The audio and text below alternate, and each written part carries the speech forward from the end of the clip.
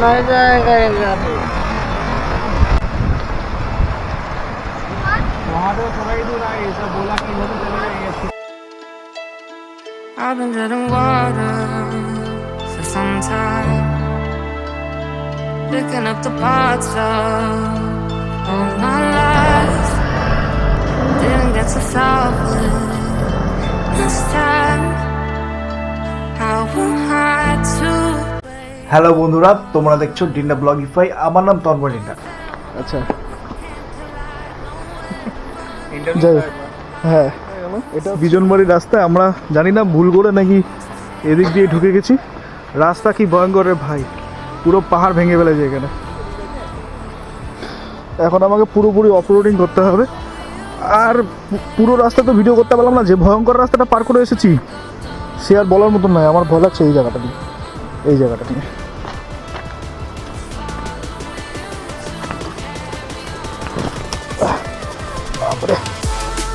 নিচে না লেগে যায়,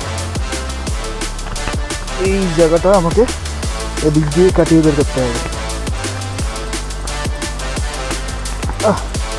সামনে যা ধুলো উড়ছিল, ফগ লাইট চালিয়ে নাও। কি অবস্থা দেখো গাড়ির অবস্থা পুরো কেরাসিন হয়ে গেছে।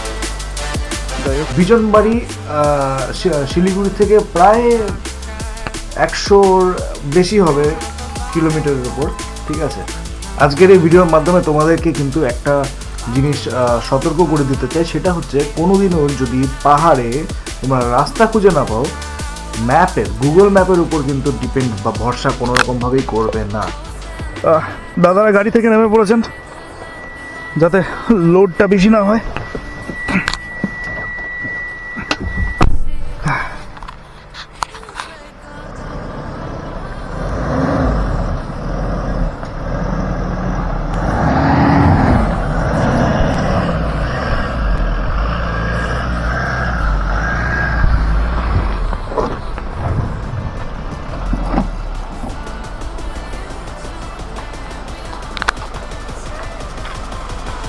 বড় পাথর আছে একটা, এই যে চাকার সামনে।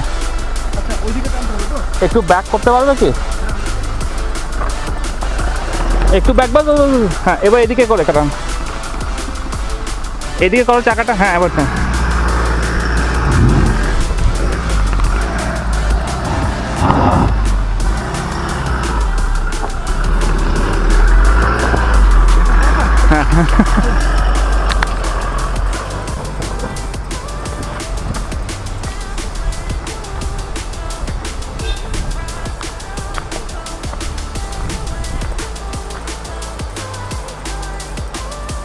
আমার ড্রাইভিং জীবনে এই রাস্তাটা সবথেকে ভয়ঙ্কর অফরোডিং রাস্তা ছিল।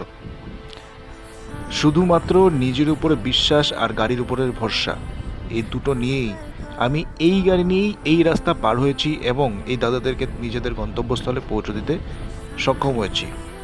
আশেপাশের বহু ড্রাইভাররা ছিল যারা টাটা সুমো চালান ওখানকার লোকাল, আর সকলেই ডেলি প্যাসেঞ্জারই করেন। অতএব ওনারা সবাই বলছিল যে এই গাড়ি নিয়ে যাওয়া ইম্পসিবল, বাট আমি সেটাকে পসিবল করে দেখিয়েছি। সেটাই আমার কাছে অনেক বড় প্রাপ্তি। ভিডিওটি কেমন লাগলো অবশ্যই জানাবেন। Thank you so much.